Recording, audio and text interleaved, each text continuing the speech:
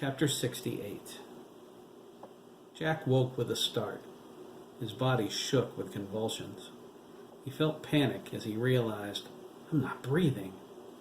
He sat up, gulping for air. Every nerve in his body burned with pain. His stomach knotted and heaved. He dug his fingernails into his palm and clenched his teeth. He groaned, forcing a calm. His breathing slowed. The reality of his circumstance sank in as the shaking subsided. God, how did this happen to me? Jack thought. His answer came in the image of a man at the edge of his consciousness. Jerry Copeland. What I would give to put a bullet in his brain. I showed them, though, didn't I? A lot of them couldn't even get me off my feet. I could have killed them easily. No, you couldn't, Mr. Dougan, a small voice said. You're not a murderer. You may be lots of stuff, but that's not one of them. Who said that? Jack cried, jumping to his feet and whirling around. He balled up his fists, holding them at the ready. Show yourself. Sweetwater, is that you? Where are you, you gross-looking bastard? He heard a child's muffled giggling.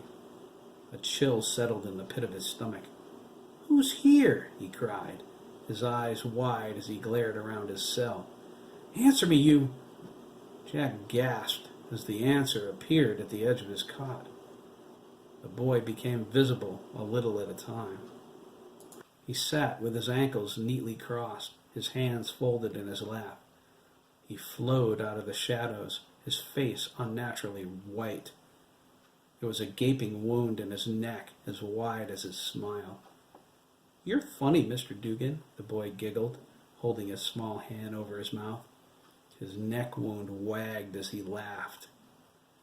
Who are you? Jack demanded, moving over to the bars. He gripped them behind his back, holding tight to keep steady. The world started to spin. Giuseppe Luciano, Giuseppe whispered. Oh, Jesus, this is insane, Jack cried, pressing against the bars. Sweetwater, I can understand, but I don't even know you. What are you doing in my hallucination? You're not Giuseppe struggled. He groaned. You're not seeing things, Mr. Dougan. I'm really here. That's not possible, Jack snapped, his eyes blazing. I don't even know you. Giuseppe sighed. He breathed in and out through the gash in his neck. It was an imitation of respiration. He didn't need air anymore. Nobody knows me, Mr. Dougan, he replied. I'm dead. No. God, no, Jack sobbed, sinking to his knees. His hand shook. This is too damned much. Please don't cry, Mr. Dougan, Giuseppe said. His legs swung back and forth in a child's display of anxiety. I'm not here to make you unhappy. I don't like seeing people sad. God, what do you want from me? Jack pleaded. Why are you doing this to me? Giuseppe replied, I'm supposed to help you feel better. Jack wiped his eyes, choking back his sobs. He stood, glaring at his spectral intruder. What for? He asked. Don't you know who I am? I'm a dangerous man. I'm good for nothing. I've killed kids your age. I know, Giuseppe whispered, his dark eyes sympathetic. But in the war, not because you're a murderer.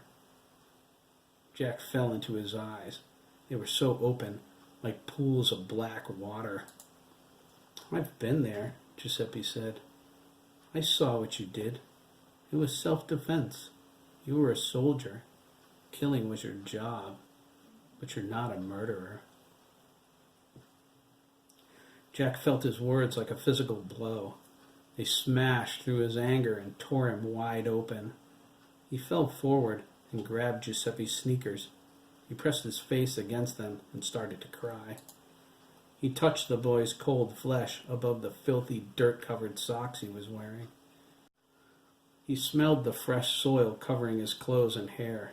He He climbed Giuseppe's body as he wept and drew the horribly injured child to him. He hugged him, sobbing into his shoulder. Giuseppe laid his head sideways and hugged him, gently patting his back. No one ever said that to me before, Jack thought, through his sorrow. No one ever knew. Jack never shared the real source of his agony, even greater than what Hiram did to him. He locked it away so deep he didn't even think about it anymore. It made all of his other pains more severe. His mind, filled with images of dead children lying in pieces all around him, he smelled their bodies burning. I couldn't cry, Jack thought, feeling his heart break. I didn't have any tears left. Hiram took them all away. He didn't want to do the things he did in Afghanistan, but Giuseppe was right. It was his job. But it was wrong. I was wrong. Jack went to Afghanistan for redemption. He wanted to do something honorable, but it wasn't possible. There was no glory. There was no vindication. There was no justice in a land littered with the bodies of babies. Jack drew the line at killing kids. Some of the Taliban fighters were barely tweens.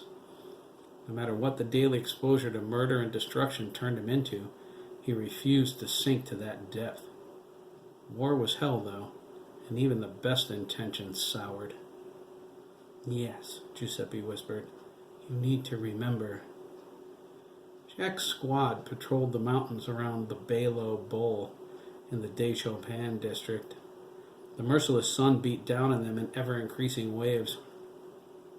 They moved behind rocks as snipers opened up on them from 2 different positions. While Lieutenant Sweetwater called for support, Jack caught movement out of the corner of his eye. It was a child running toward them. He wasn't more than 10 years old.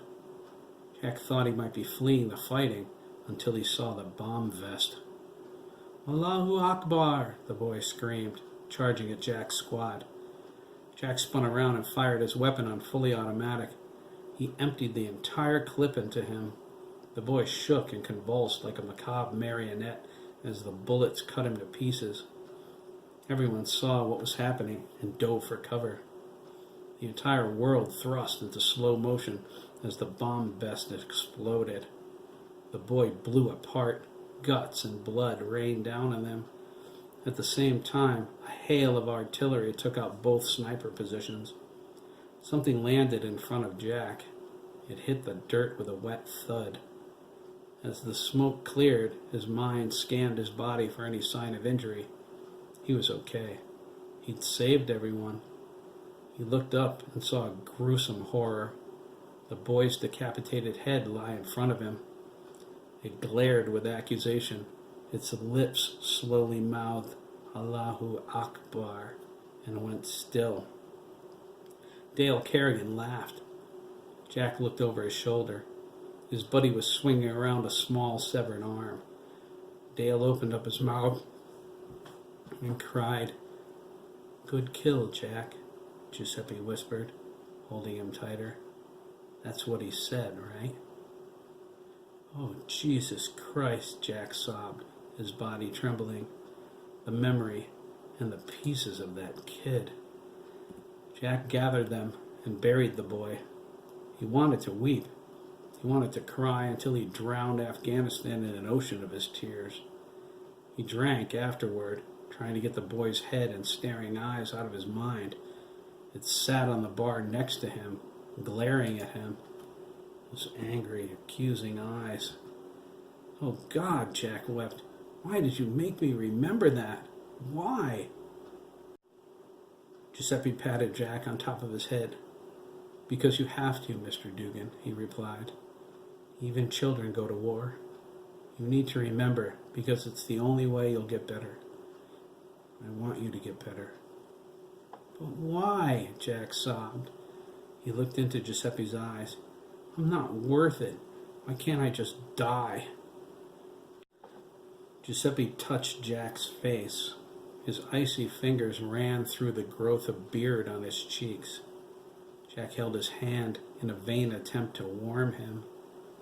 Your chance is coming, Mr. Dougan, he said with a nod. Don't be sad, okay?